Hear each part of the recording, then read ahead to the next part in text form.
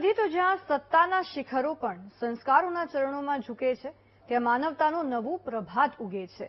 સુરતની મજુરા વિધાનસભામાં પ્રોટોકોલની દિવાલો તોડીને જ્યારે એક લોકપ્રિય નેતાએ વડીલોના આશીર્વાદને જ પોતાનું સર્વોચ્ચ સન્માન માન્યું, ત્યારે સેવા અને પારદર્શિતાનો એક અનોખો સંગમ રચાયો.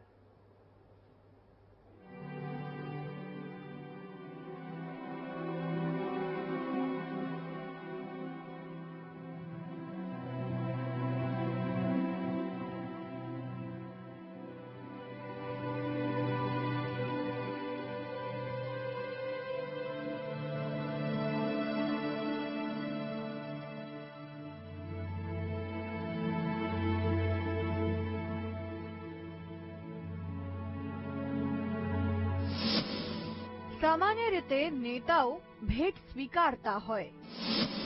નાયબ મુખ્યમંત્રીએ ભેટોને જ જનસેવાનું માધ્યમ બનાવી સુરતની ધરતી પરથી રાજકારણના આધુનિક ઇતિહાસનું એક નવું અને પ્રેરણાદાયી પ્રકરણ લખાયું. સામાન્ય રીતે સત્તાના શિખરે બેઠેલા નેતાઓ માટે સન્માન અને ભેટ સોગાદો સ્વીકારવી એક પરંપરા બની ગઈ છે. પરંતુ મજુરા વિધાનસભાના આંગણે નાયબ મુખ્યમંત્રી હર્ષ સંઘવીએ આ પરંપરાને સેવાની સરવાણીમાં બદલી નાખી.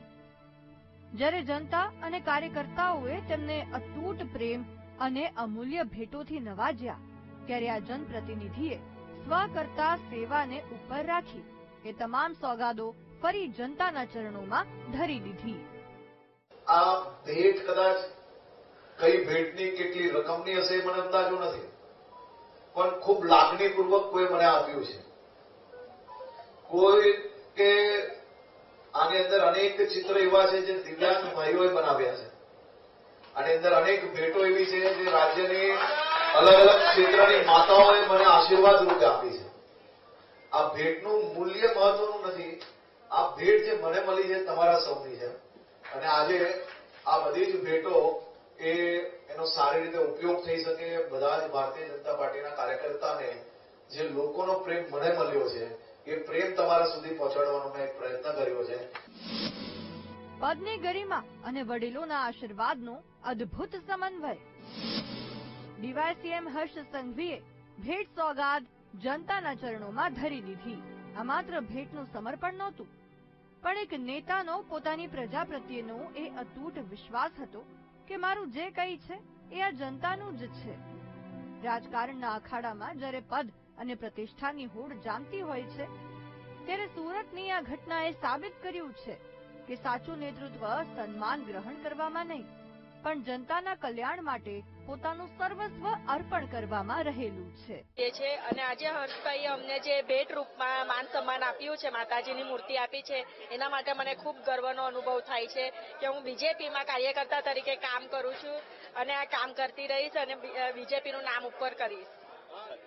બહુ અદભુત આનંદની લાગણી અનુભવે છે કે હર્ષભાઈ પાયાના કાર્યકર્તાથી લઈને નાનાથી લઈને મોટામાં મોટા કાર્યકર્તા દરેક જણનું ધ્યાન રાખે છે અને એમને મળેલી વસ્તુ અમને મળે એનો અમને ખૂબ ગર્વ છે અને આનંદ થાય છે કે આજે આટલી કિંમતી પ્રતિમા અમારા નસીબમાં આવી એ બહુ મોટી. આજે કાર્યક્રમમાં તો હર્ષભાઈને જે પણ ગિફ્ટો મળે છે, જે બધે પ્રદેશમાંથી ને બધેથી, તો એના માટેનું આયોજન હતું. કાર્યકર્તાને ખુશ કરવા માટે, કાર્યકર્તાનું માન સન્માન વધારવા માટે જે આયોજન કરેલું છે હર્ષભાઈ સંઘવીજીએ, જે અમને એકદમ લાગણી અનુભવે છે કે અમારા ધારાસભ્ય, અમારા નાયબ મુખ્યમંત્રીજી જે અત્યારે અમારું જે માન સન્માન વધારે છે એના માટેનું અમને ભારતીય જનતા પાર્ટીમાં જે અમે કામ કરીએ છીએ તે અમારે બહુ ઉત્સાહ અને ઉમંગ છે. કોઈ પણ પ્રકારના પક્ષપાત વગર માત્ર ભાગ્ય અને સમાન તકના આધારે કાર્યકર્તાઓની પસંદગી થાય તે માટે અપનાવેલી ડ્રો સિસ્ટમ રાજકારણમાં એક નવી અને શુદ્ધ પરંપરાનું પ્રતીક બની છે. વડીલોના હાથે નીકળેલી દરેક ચિઠ્ઠીમાં એક સામાન્ય કાર્યકર્તાનું માન જળવાયું અને હર્ષ સંઘવીના હસ્તે મળેલા એ સ્મૃતિ ચિહ્નો માત્ર ભેટ નહીં, પણ કાર્યકર્તાઓની મહેનત અને નેતાની નિખાલસતાનો સંગમ બની ગયા. નિર્મલ પટેલ, વીટીવી ન્યૂઝ, સુરત.